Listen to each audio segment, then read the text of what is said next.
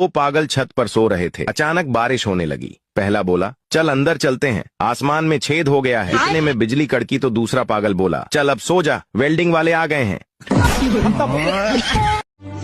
सोचा था 2 शादियां करूंगा, एक पीटेगी तो दूसरी बचाएगी। रात को सपना देखा, साली एक ने पकड़ रखा था तो दूसरी पीट रही थी।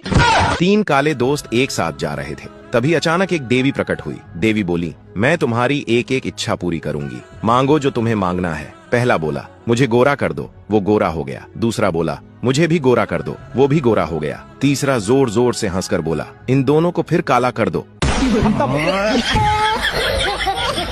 समझ में नहीं आ रहा, ये शरीर क्या चाहता है। रात में नींद नहीं आती, सुबह उठना नहीं होता, खाना सामने हो तो भूख नहीं लगती, और पढ़ाई का नाम सुनते ही नींद आ जाती है। लगता है शरीर और दिमाग की आपस में नहीं बन रही।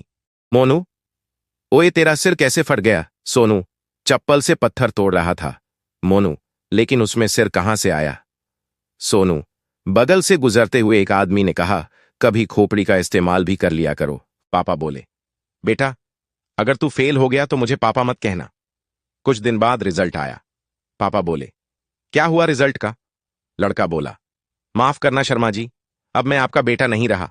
एक छिपकली की नीलामी हो रही थी। पहली बोली थी 1 लाख थी, दूसरी बोली 2 लाख, तीसरी बोली 10 लाख था और चौथी बोली 1 करोड़ था। इतने में पुलिस पहुंच गई। मामला कोर्ट में गया। वहां जज के सामने फिर बोली लगी। पहला बोली 1 लाख, दूसरा 2 लाख, तीसरा 10 लाख, चौथा 1 करोड़। इतने में जज साहब बोल पड़े, इस छिपकली में ऐसी क्या खास बात है कि इतनी ऊंची कीमत लग रहा है? तभी किसी ने कहा, जज साहब ये छिपकली ही ऐसी चीज है जिससे बीवी डरती है। तो जज साहब बोले 2 करोड़।